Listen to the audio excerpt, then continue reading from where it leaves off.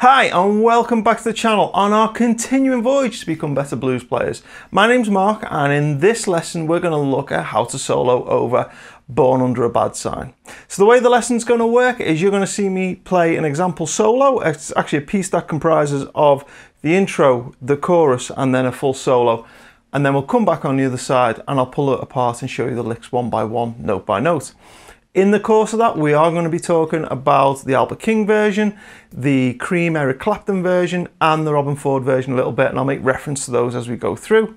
But for now, sit back, enjoy the solo, and then we'll come back on the other side, and I'll pull it apart. So, here it is.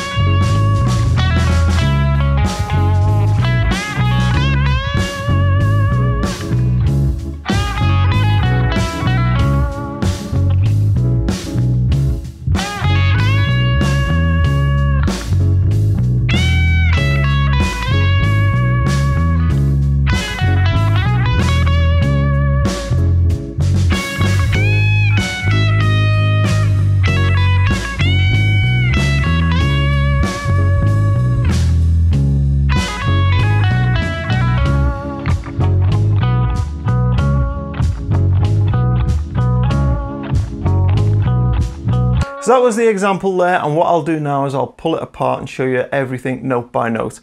Before I do, I should say that this is the follow-up to a lesson I've already done where I talk about all the rhythm parts. So I pulled apart the Eric Clapton version, the Albert King version and the Robben Ford version, and I showed you all of the different riffs and things that they're doing. I would strongly advise that you watch that before you watch this, because I am going to be making reference to the different versions, the fact that they're in different keys and those kind of things. So it's good if you've seen that already. This is really about how to solo. Okay, so the example that I put together, it starts with the riff. I should say it's in C sharp minor, which is the same as the Albert King version. So it starts with the first half of the main riff and it goes like this. Okay, and then we jump up to a lead line that does this.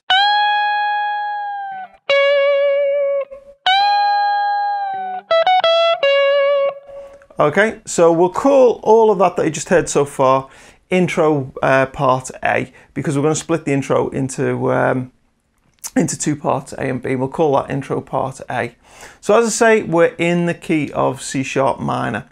Now, if you've seen the previous video on the rhythm parts, you know that on the Albert King version, which is also in C sharp minor, the rhythm, the main riff, the rhythm part, is played down here.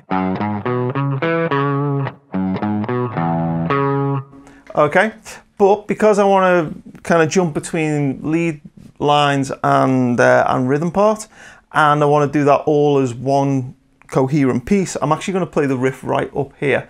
So the fingering is the same as the Cream version, it's just that we're doing it all the way up here in C sharp minor, Cream version being in G minor.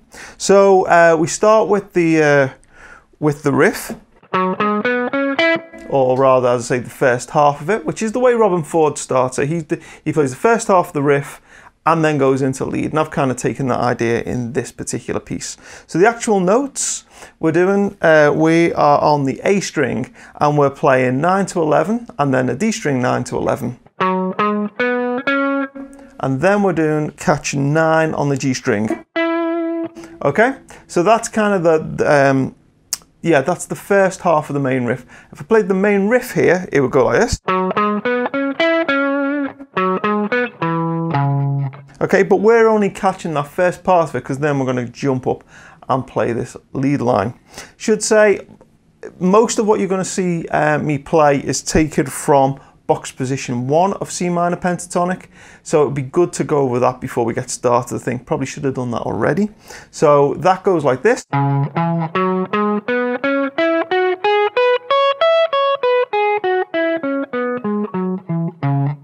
Okay, and you've probably seen me or seen other people on other videos play minor pentatonic scale. I've taught it a lot in A. All we're doing is moving that up to here, so we're starting same shape but starting on the 9th fret.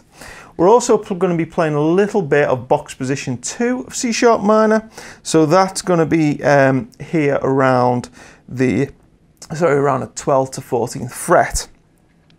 So I'm going to be playing this kind of thing. Okay, so that's just a little excerpt of box position 2, and to be honest, from a blues player's point of view, it's that excerpt, that little piece of box position 2, that's the part of box position 2 that we use the most. And again, I did a whole video on that earlier. I think it was called something like More Ridiculously Easy Blues Licks, where I actually teach some really easy licks just to pull out from that little piece. So that's our scales, that's kind of what I'm thinking of, and everything's kind of taken from around there. Okay, so back to where we were. Intro A. What we've done is we've just played the first half of the riff in box position 1. And now what we're going to do is we're going to jump up to box position 2 that I just showed you and play this lead line here. Okay, and the way I'm doing this is I'm grabbing 14 on the top E string, bending it up a whole tone, and then slowly releasing it back down to 14 before coming then off to 14 on the B string. So one more time.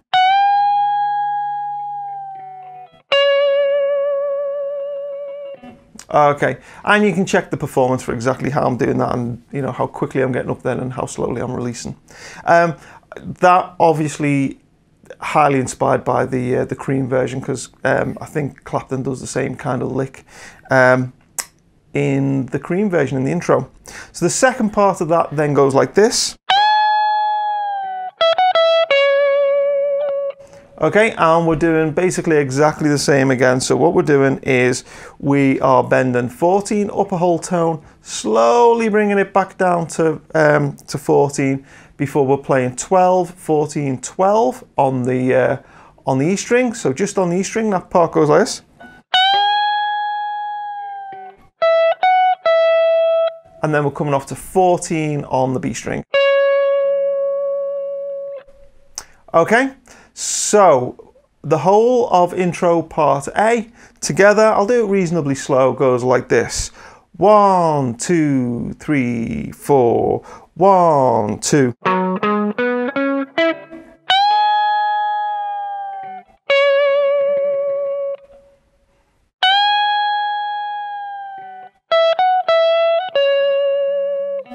Okay, that was particularly slow. As you probably saw there, I didn't come in on beat 1, I come in actually on beat 3 of bar 2.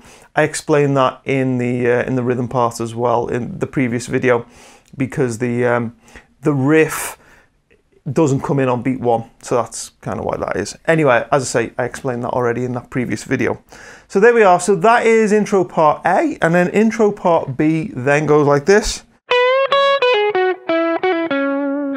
Okay, and we are now back to box position 1, starting 12th fret of the B string, bend it up a whole tone, and then grab 9 on the top of E. And then what we're going to do is we're going to go 12 pull off to 9 on the B string, and then 11 to 9 on the G string. And on that 9 on the B string, I think I just pull it slightly sharp, just a little bit, just to give it a bit more of a bluesy tone. And then what I do is I play this, which is 11 pull off to 9. This is on the G string, 11 pull off to 9, and then 11 on the D string. Okay, that pull off's pretty quick. Okay, so the whole lick, nice and slow.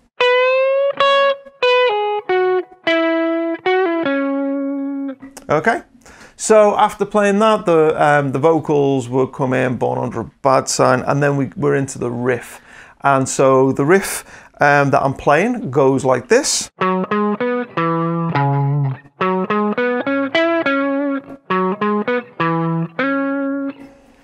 Okay, so what I'm actually doing is I'm coming in on the second half of the riff, because I've played that lead line over the first half of the riff, so now I'm coming in on the second half of the riff. And again, if you listen to the Cream version, that's what happens there. Although on the Cream version, the riffing rhythm guitar, that's a completely separate track from the lead track, so that you got the rhythm going on at the same time as the lead. The same's true of the Albert King version, but the Robin Ford version is where he kind of builds it all as one guitar part. So he plays bits of riffs and then jumps out to play lead, and it's just kind of one guitar part. And I've taken that as inspiration because I'm just one guitar player, so I'll build it as one single part. So that's why we're coming in on the second half of the riff, and I'm playing that like this. Okay, so we're doing 9 to 11 on the A string, then we're playing 9 on the D string, then we're playing 7 on the A string, back to 9 on the E string.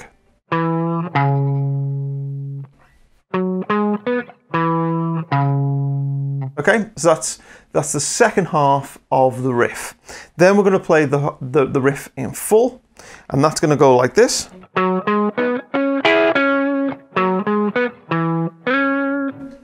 Okay, so again, we're starting 9 to 11 on the A string, 9 to 11 on the D string, and then I'm catching 9 on both the G and the B string. And again, this is something I taught in the previous video, but that's going so far like this.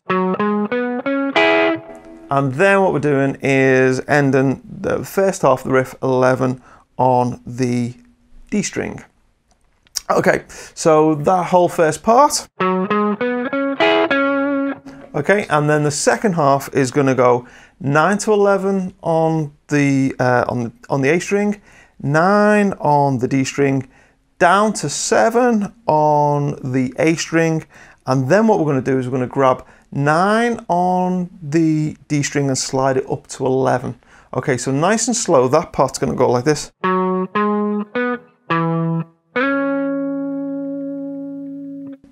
So I'll put all three of those together. So coming in on the second half of the riff, and that's going to go like this. And I'll do it nice and slow.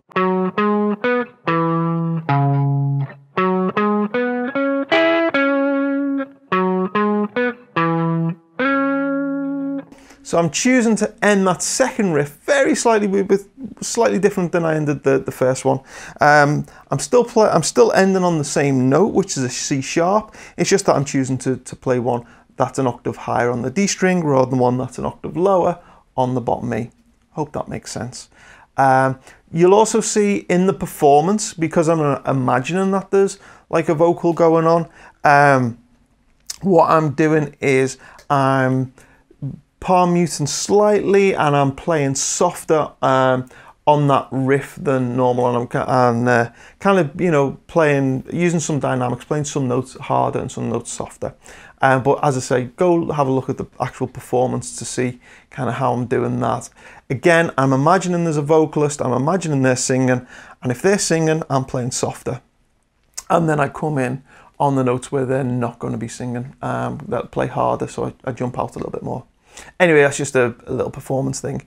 After we've played the main riff, we're then into the chorus riff, and we're going to play this.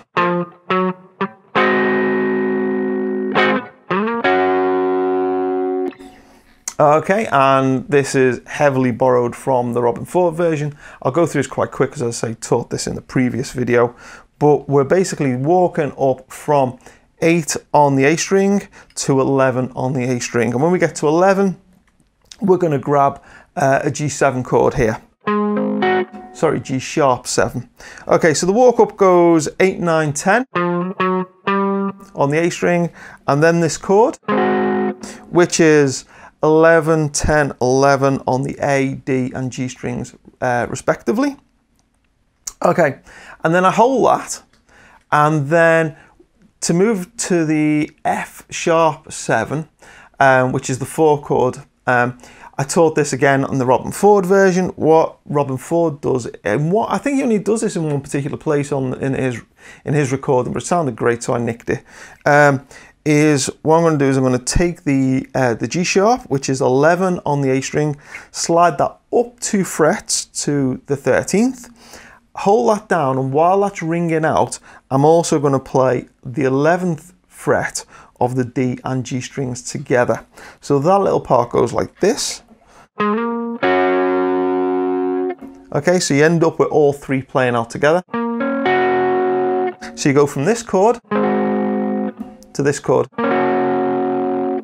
And as I say, Robin Ford does that. I thought that sounded fantastic, so I nicked it. So there you go. So that's what it is. So the whole of the riff part, main riff into the chorus riff, goes like this.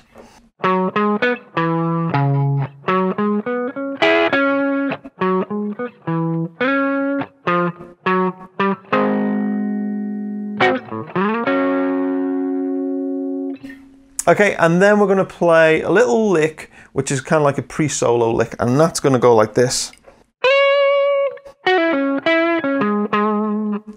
Okay, and this I think is very similar, if not the same, as the little pre-solo lick that Clapton played in his version with Cream. So we're going to start sliding B string 12 to 14 and hold that. That's the first part, and then the second part, what we're going to do is we are going to play 11 pulling off to 9 on the G to 11 on the D. So far we've got this. Okay, and then what we're going to do is again play 9 on the G before playing 11 on the D string. Sorry, 9 on the G, 11 on the D, and then 11 twice on the A. Okay, so the whole lick nice and slow.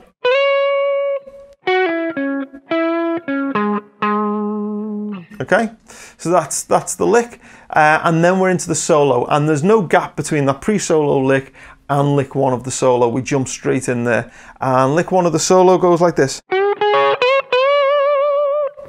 Okay, very similar to what Clapton played on his version. So what we're doing is we're grabbing, we're starting 9 on the G string, then grabbing 11 on the G string and bending it up a whole tone before hitting 9 on the D and then 9 on the top E. So you get this.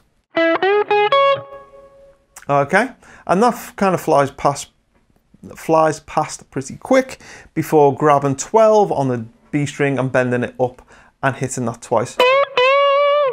Anyway, lick again, nice and slow.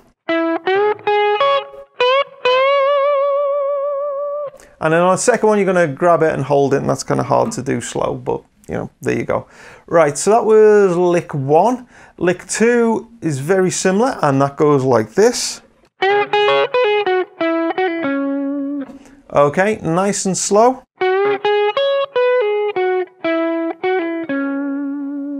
Okay, this is all box position 1 of C sharp minor pentatonic, which we looked at before. What we're doing is, again, 11 on the G string, bend it up a whole tone, 9 on the B, 9 on the top E. Then what we're doing is 12 pull off to 9 on the B string, 11 to 9 on the G,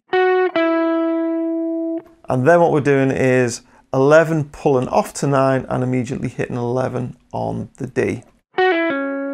Okay, so nice and slow. Okay, so that was lick 2. Lick 3 takes the same idea and basically does it again with slightly different phrasing, and that goes like this. Okay, so what we're doing is we are again 11 on the G string, bend it up a whole tone, 9 on the B, 9 on the top E, and then grabbing 12 on the B string and bending it up a whole tone. So nice and slow. And give it a little shake. That's licks 1, 2, and 3. Lick 4 then goes like this. Okay, and what's going on here? We're taking 12, bending it up a whole tone.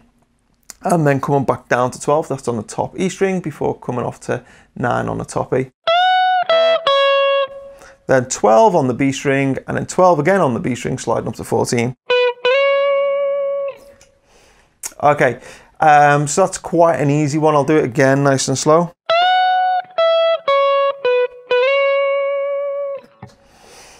Interesting thing to say with the timing of this, because that one comes in at a slightly different timing than the others. If you're playing along to the backing track, the way I've positioned the majority of these licks is when the riff ends, so after the bass player plays, and he plays that note, bass player being me in this case because it's my backing track, after that note lands on the 1 of the chord, of the bar, sorry, the lick then comes in on the 2, so immediately, so if you're listening out to the backing track, listen to what the bass player is doing, you hear, and then you play your lick, you know, or whichever lick it is, and that's what you're listening out for. Except when it comes to lick 4, on lick 4, this one, that bend, that starts when the bass player plays this note down here. So you're listening out for, okay, and that's a note where you go. Okay, so anyway, that if you're tapping your foot along, you're counting, you're listening to what's going on the backing track, that's where that particular lick comes in. You're then playing the next riff, and the next riff goes like this. Okay, so this is lick 5. Lick 5, what we're doing is 12 to 9, that's a pull off on the B string, before playing 11 to 9 on the G string. So far.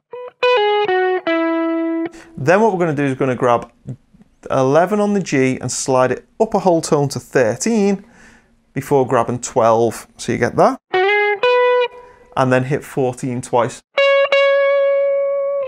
And again, you'd have seen lick 4 and lick 5 now, they're both ending and targeting that C sharp, which is 14 on the B string.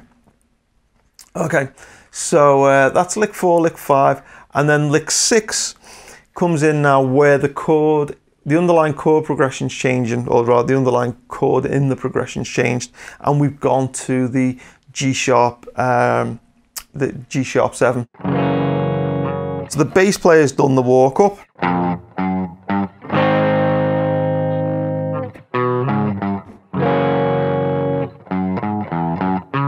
Okay, so that's what's going on with the bass, and what we're going to do is we're going to highlight notes that pull out a G7 chord, G sharp 7,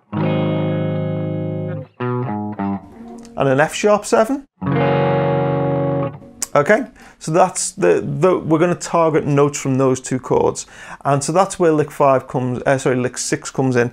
Immediately before the chord, so we're on beat 4, I think it is, of the preceding bar, we play 14 twice on the B string.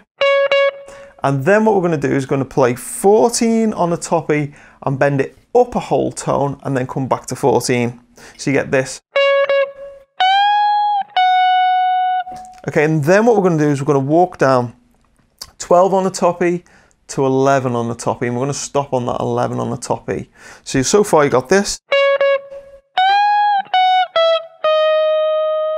Okay, and what you'll notice is we've moved out of minor pentatonic, C sharp minor pentatonic now, and we've pulled out this note here, which is a D sharp. You don't need to worry about the fact that it's a D sharp. All you need to think about is that, or the way I remember this rather, is that is the second. The second, which is 1 down from the minor third, that second, that note sounds great when the underlying chord has moved to the 5th. So in the 5th in this case is a G sharp 7. So I pull out that note there and it's going to sound good because that's part of the underlying chord progression. I hope that made sense and wasn't too much waffle, but that's basically the theory behind it. So the lick is, going back to what I actually played in the solo, the lick is this. So that's the first half of lick 6. The chord progression has then moved down to an F sharp 7, the 4 chord, and so we're going to pull out, we're going to target an F sharp, we're going to target that note, and the way we do that is we play this.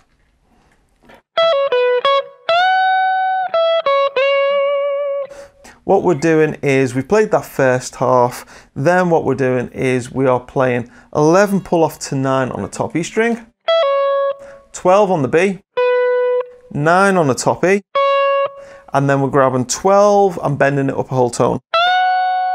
And it's that bend that's targeting the root note of the underlying chord. Okay, and then what we're doing is we're playing back down to 12 on the top E to 9, and then 12 on the B sliding up to 14.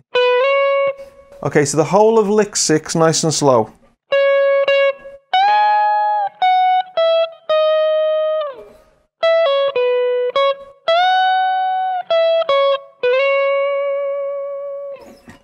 Okay, and then we're into lick 7, and lick 7 goes like this.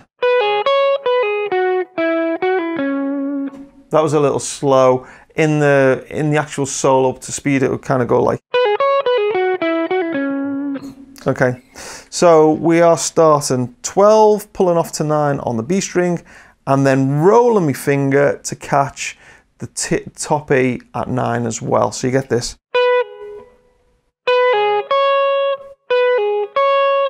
Okay, hope you're getting that. Then what we do, so we do that once, and then what we do is 12 to 9 pull off on the B again, and then what we're playing is 11 to 9 on the G, and give it a little shake. So far we've got this, and then we're going to play 11 pull off to 9 on the G to 11 on the D string. We're going to do that quite quick. Okay, put the whole thing together nice and slow.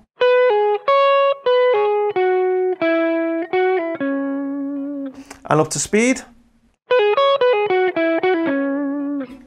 Okay, so that was all the licks, that's the whole solo. After that, I then go back into playing the verse riff.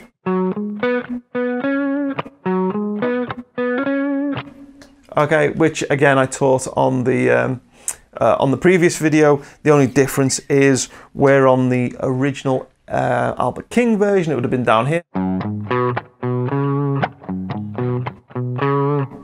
I'm playing it up here at the A string 9 to 11, and then D string 9, and then 9 again to 11. And you notice that I put a little bit of swing into it when I play as well, actually hitting the guitar.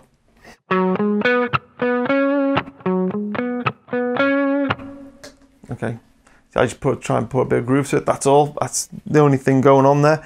Right, so we've gone quite deep on Born Under a Bad Sign. There's actually quite a lot of videos I've put out on this.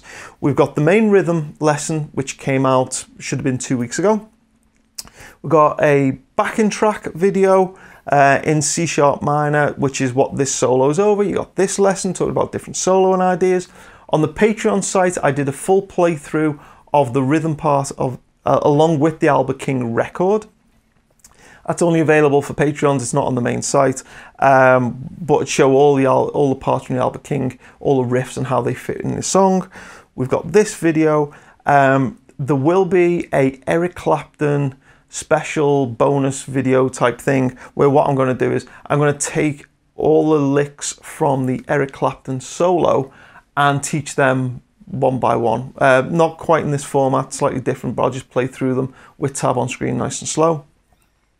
The performance from this particular lesson will also be available on the Patreon site at kind of 3/4 speed, so you can, if you want to play along with it at a slightly slower speed, you've got the option to do that. There will be an Albert King special video where I play through all of the Albert King licks, but that again is going to be just for the Patreon supporters. So quite a lot of videos and things going on. What I will say as well, one thing I meant to mention during this is Albert King, if you watch videos of him playing, it's really strange because he seems to play, well, the guitar's tuned upside down because I think he's left-handed. So he's playing right-handed guitar left-handed. It's clear that he's not in standard tuning. He appears to have the lightest strings on there possible because he's bending like, I mean, just like crazy. Like the string moves kind of almost the whole way across the fretboard. So the string tension must be really, really low. So he must be using either thin strings or tuned down. Basically, if you try and watch him play and try and copy it, you can forget it because his starting position with this weird tuning on the guitar and stuff, it's so alien. But what I'll do is on the Patreon site, when I teach those licks, I will teach those as if they're in standard tuning, which means it won't sound 100% the same, but they'll be pretty damn close as you can get on a standard tuning. On the Clapton version, he solos over the full main riff, including the G sharp to F sharp, although he's doing it in G, so it's the 5 chord to the 4 chord anyway, which in his case is a D to a C. So when he plays his solo, it's over there, and it's a much longer solo than the Albert King version, where he just plays over the verse riff for, I think it's 4 bars. That's the only length of the solo. And he's just playing, he doesn't play over the 5 and the 4 chord, he just plays over the verse riff. There's a fantastic video of him playing with Stevie Ray Vaughan, if you check that out on YouTube. Obviously the solo's a lot longer than 4 bars because the pair of them are kind of, soloing for days. But again, it's just over that verse riff. It doesn't do the 5 chord to the 4 chord change, which I must admit, as a soloist, I like having that in there because it gives me somewhere else to go rather than just sitting on one riff. So if you're going to play this in your band, decide what you're going to do with the solo. Are you going to include the 5 chord and that change, or are you just going to sit on the C sharp minor for the whole time? And if you are, how are you then going to address that? In this solo, you saw me deliberately picking out notes from the underlying chord. You could do that, or you could just sit on the C sharp minor pentatonic all night and that'd be fine, and just have the band doing the underlying chord changes. But it's something to, kind of think about and be aware of. Are you playing over the main riff? Are you playing over the verse? Are you doing the chord changes? You're not. Those kind of things. Anyway, I think I've talked far too long on this video. I hope you have found this useful. I've kind of gone in really deep on this particular song. So until next time, I hope this was useful.